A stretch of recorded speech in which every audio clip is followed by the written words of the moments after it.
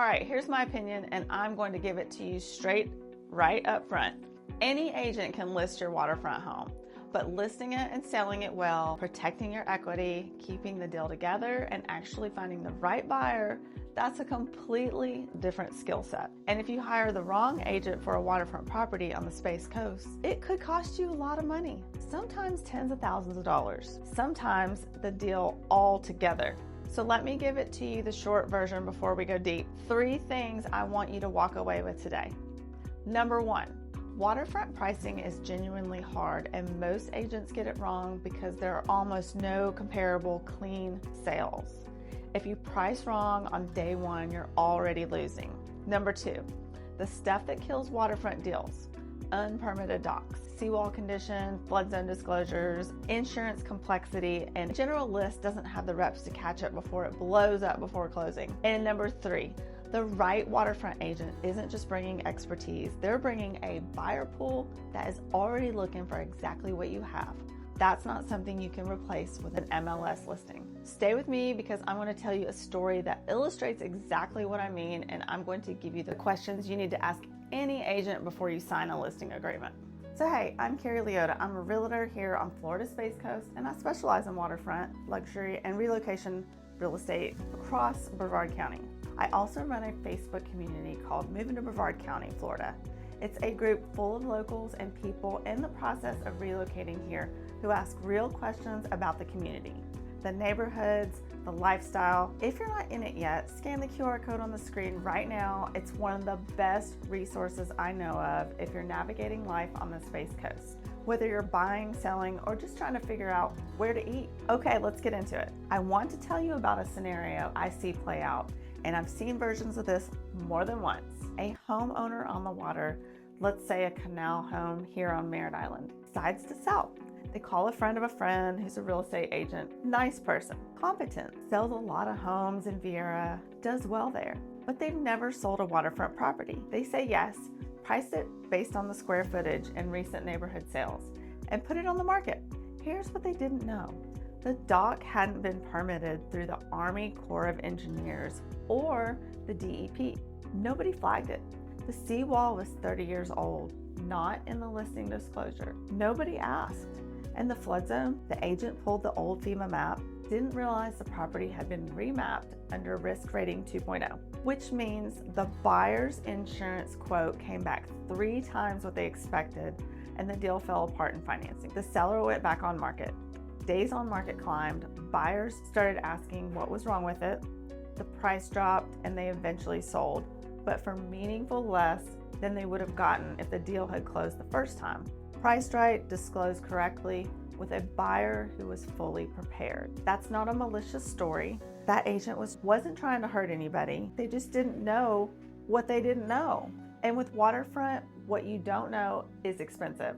Let me start with the pricing, because this is where I see the most money left on the table, or worse, the most deals sit and stall. With a standard subdivision home, pricing is relatively straightforward. You pull comps from the neighborhood, adjust for condition and upgrades, and you've got a pretty clear range. Most agents can do that.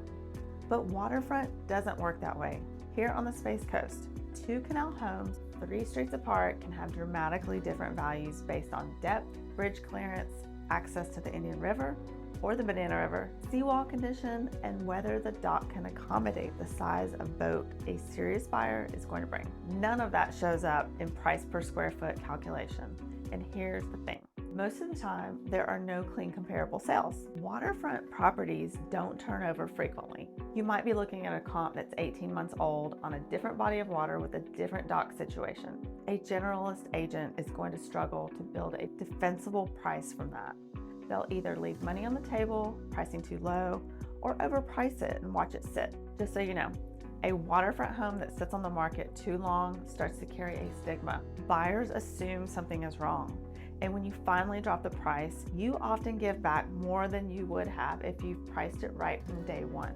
A specialist prices waterfront based on the actual variables that buyers care about. They've done it enough times to know what the market will actually bear, not just what the math says on paper. This is the one I feel most strongly about as a protective advisor because this is where transactions fall apart and where sellers get blindsided. Waterfront properties come with a layer of complexity that just doesn't exist in a standard residential transaction.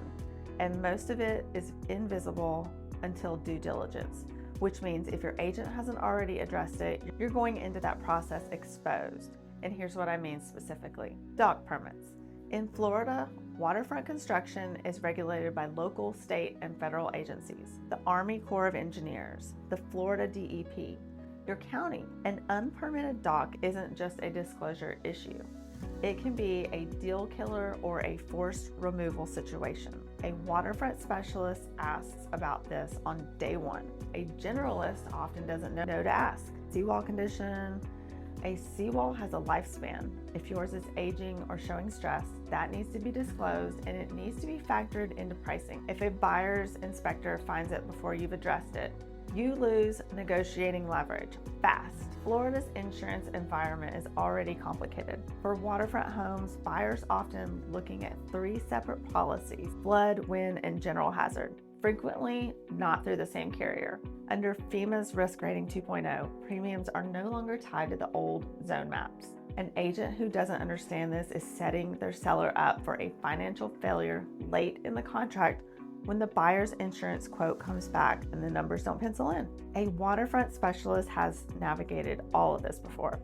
They know which questions to ask before the listing goes live, which disclosures to get ahead of, and which professionals to bring in: marine contractors, environmental consultants, so none of it surprises you at the worst possible time. Here's the part that doesn't get talked about enough, and I think it's actually the most valuable thing a waterfront specialist brings. It's not just what they know, it's who they know. When a waterfront-focused agent lists a property, buyers who are actively looking for waterfront homes already know that agent.